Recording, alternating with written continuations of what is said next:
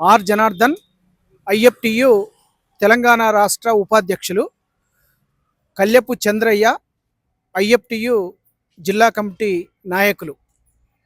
దేశవ్యాప్త సార్వత్రిక సమ్మె ఈ నెల 12న జరగబోతుంది. దానికి సంబంధించినటువంటి వాల్ పోస్టర్స్ను భువనగిరి జిల్లా కేంద్రంలో విస్తృతంగా అంటించడం జరుగుతుంది, ప్రచారం నిర్వహిస్తున్నాం. ఈ దేశవ్యాప్త సమ్మె అనేది నరేంద్ర మోడీ 2014లో అధికారంలోకి వచ్చిన కాలం నుండి నేడు 2026 వరకు వివిధ సందర్భాలలో వివిధ రూపాలలో కార్మిక వర్గాన్ని నయవంచనకు గురి చేయడానికి, కార్మిక వర్గ ప్రయోజనాలను నాశనం చేయడానికి కార్మిక వర్గం చికాగో అమరవీరుల త్యాగ ఫలితంగా పోరాడి సాధించుకున్నటువంటి అనేక కార్మిక చట్టాలు ఏవైతే ఉన్నాయో ఈ చట్టాలన్నింటినీ నరేంద్ర మోడీ ఒక్క కలం పోటుతోటి దేశంలో ఉన్నటువంటి పిడికడి మందిగా ఉన్నటువంటి పెట్టుబడిదారులు, బడా కార్పొరేటు శక్తులకు దారాదత్తం చేయడానికి, కార్మిక వర్గాన్ని మోసం చేయడానికి, శ్రమదోపిడీకి గురి చేయడానికి కార్మిక వర్గం పోరాడి సాధించుకున్నటువంటి 44 కార్మిక చట్టాలు ఏవైతే ఉన్నాయో ఆ 44 కార్మిక చట్టాలలో 29 చట్టాలను రద్దు చేసి 4 లేబర్ కోడ్లుగా ముందుకు తీసుకొచ్చాడు.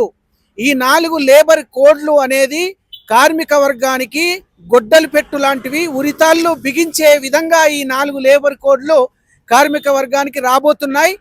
కాబట్టి యూనియన్ పెట్టుకునే హక్కును కోల్పోతున్నాము. ఈ 4 లేబర్ కోడ్ల మూలంగా బేరసారాలు ఆడే హక్కును కోల్పోతున్నాము, లేకుంటే సమ్మె చేసేటువంటి హక్కును కోల్పోతున్నాము. 8 గంటల పనిదినం ఉనికిలో ఏదైతే ఉందో ఆ 8 గంటల పనిదినం స్థానంలో 12 గంటలు చేయాల్సినటువంటి అవసరము రాబోతుంది. మొత్తంగా సమ్మెలు చేసే హక్కును అరించి వేస్తుంది. మొత్తంగా ఈనాడు ఉద్యోగ వర్గాలను, కార్మిక వర్గాలను నయవంచనకు గురి చేయడానికి ఈ నరేంద్ర మోడీ బీజేపీ విధానాలు మనం చూస్తున్నాం.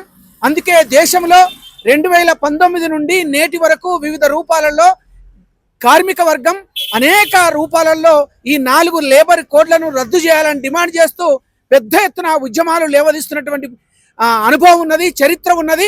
ఆ వైపు నరేంద్ర మోడీ కార్మిక వర్గం చెప్తున్నటువంటి విషయాలను ఏమాత్రం కూడా పరిగణలోకి తీసుకోకుండా, గుర్తించకుండా బడా కార్పొరేట్ శక్తుల లాభాల కోసం వాళ్ళను మరింత భూస్వాముల, మరింత ఆస్తిపరులను సంపన్న వర్గాలను చేయడం కోసం నరేంద్ర మోడీ బీజేపీ విధానాలు ముందుకొస్తున్నాయి. కాబట్టి దీనికి వ్యతిరేకంగా తక్షణమే 4 లేబర్ కోడ్లను రద్దు చేయాలని, కార్మిక వర్గ ప్రయోజనాలను కాపాడాలని చికాగో అమరవీరుల సాక్షిగా మేము పోరాటం చేస్తున్నాం. ఈ నరేంద్ర మోడీ బీజేపీ విధానాలను వ్యతిరేకిస్తూ అట్లా ఫిబ్రవరి 12 నాడు దేశవ్యాప్తంగా జరిగే సార్వత్రిక సమ్మెను జయప్రదం చేయడం కోసం కార్మిక వర్గం పెద్ద ఎత్తున ఈ సమ్మెలో పాల్గొనాలని విజ్ఞప్తి చేస్తున్నాం.